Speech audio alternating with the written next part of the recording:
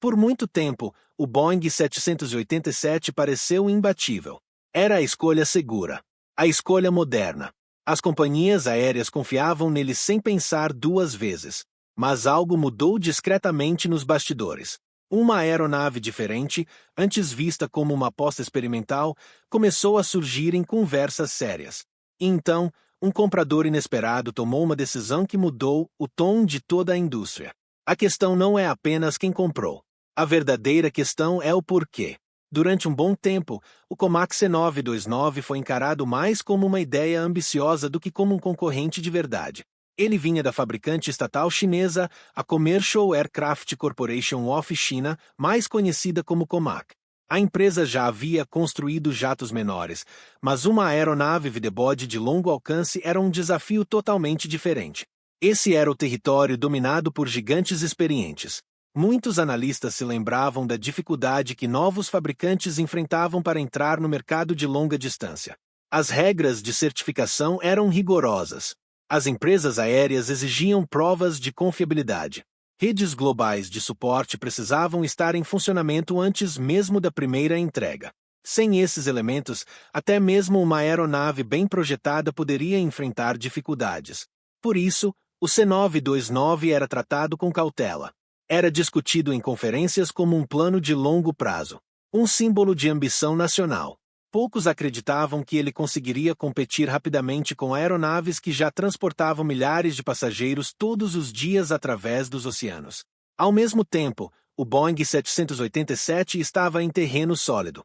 Construído pela Boeing, o 787 havia transformado as viagens de longo curso quando entrou em serviço.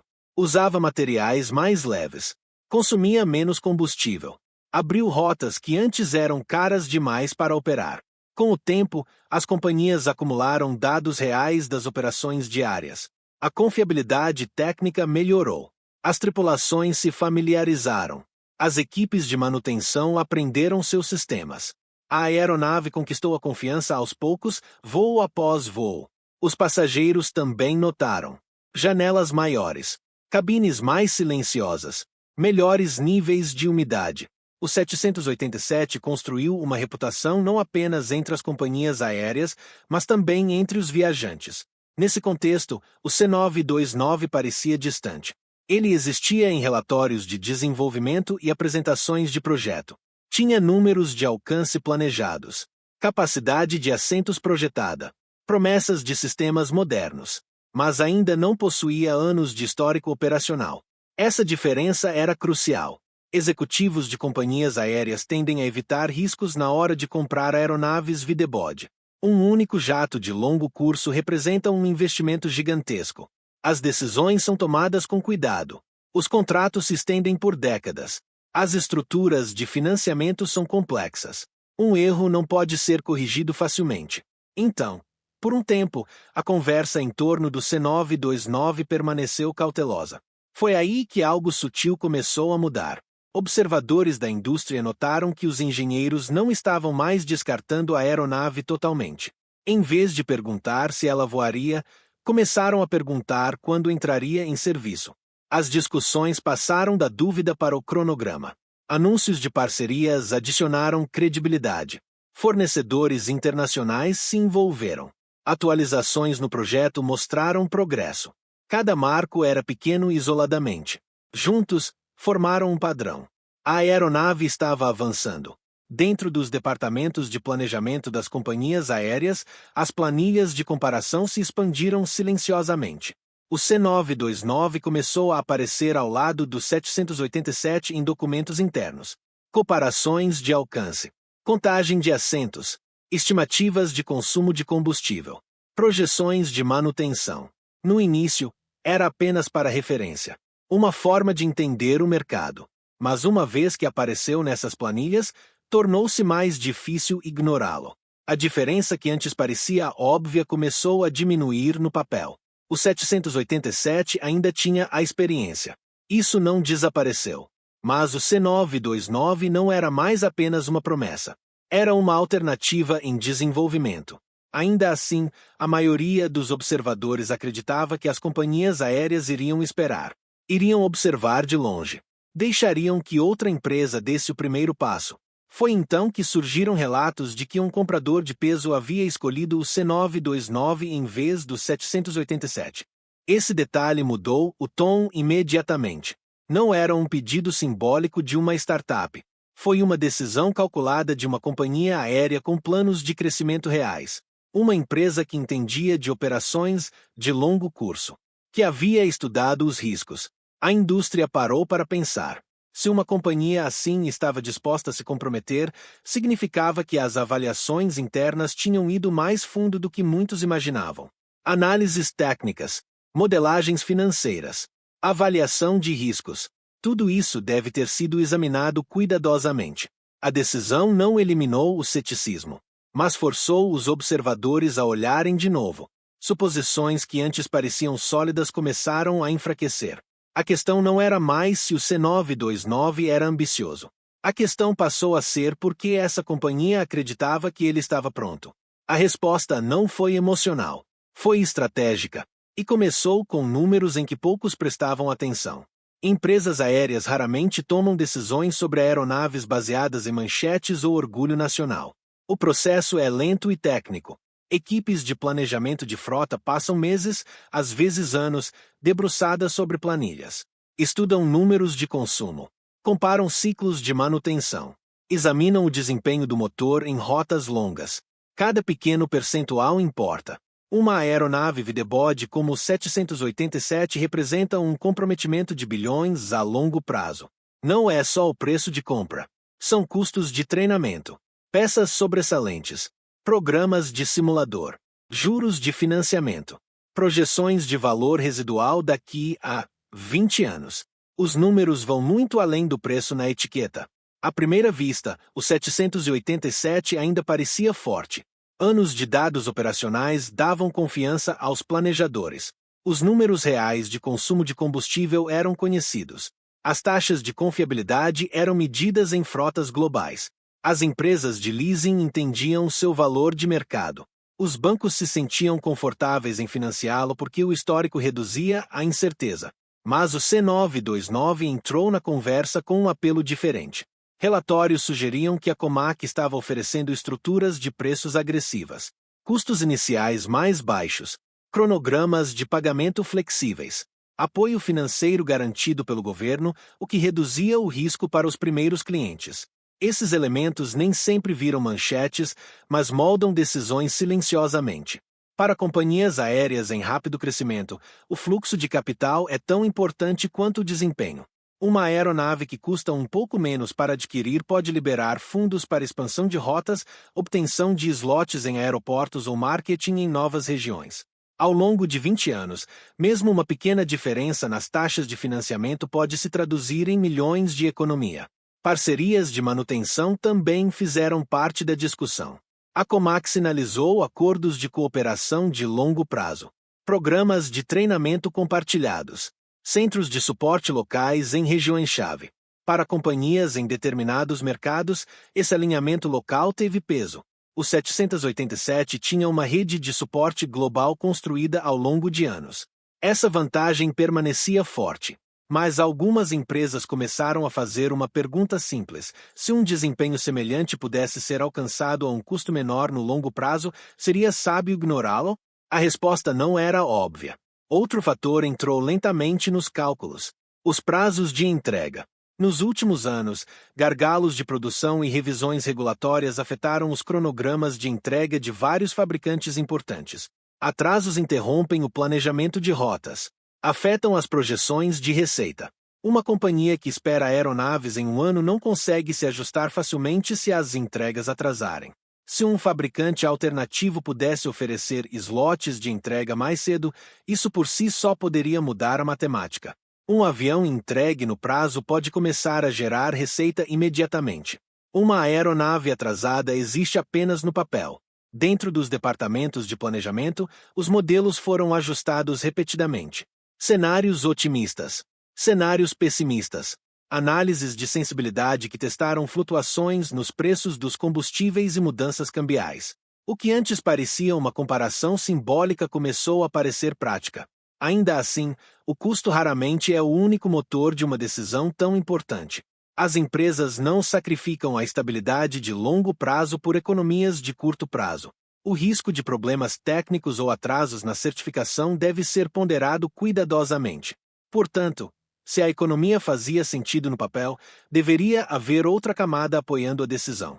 Porque por trás de cada grande pedido de aeronaves, muitas vezes há algo mais profundo moldando a escolha. E neste caso, essa camada mais profunda estava ligada à política tanto quanto ao lucro. A aviação comercial nunca esteve separada da política. Os pedidos de aeronaves muitas vezes refletem mais do que avaliações técnicas. Eles sinalizam relações entre nações, moldam balanças comerciais, influenciam o tom diplomático.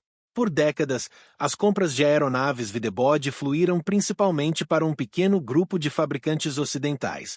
Esse padrão criou estabilidade, mas também criou dependência. Empresas aéreas em muitas regiões dependiam das mesmas cadeias de suprimentos, das mesmas autoridades de certificação, das mesmas redes de suporte. Nos últimos anos, as tensões comerciais globais começaram a mudar esse equilíbrio. Governos começaram a falar mais abertamente sobre diversificação. Não em discursos dramáticos, mas na linguagem das políticas. Reduzir a dependência de um único fornecedor tornou-se um objetivo discreto. Nesse ambiente, o C929 representou mais do que um novo avião. Representou um canal alternativo, um caminho de parceria diferente. Para países que fortaleciam laços econômicos com a China, a cooperação na aviação carregava valor simbólico e prático. Grandes programas de aeronaves criam décadas de interação. Intercâmbios de treinamento, colaboração técnica, infraestrutura de manutenção, estruturas de financiamento apoiadas por instituições estatais. Um pedido de aeronave pode ancorar essas conexões por uma geração. Ao mesmo tempo, a Boeing enfrentava um período de tensão interna, desaceleração da produção, aumento da supervisão regulatória, escrutínio público após preocupações de segurança em outros programas. Nada disso apagou a experiência ou a capacidade da Boeing. A empresa continuava sendo uma das maiores fabricantes aeroespaciais do mundo. Mas a incerteza entrou em conversas onde a confiança costumava ser automática. As companhias aéreas não ignoram esse contexto. Ao planejar frotas para os próximos 20 anos, os executivos precisam pensar além das manchetes atuais. Eles avaliam risco político, restrições comerciais, tarifas, controles de exportação. Uma única mudança de política pode afetar peças sobressalentes, reconhecimento de certificação ou fluxos de financiamento.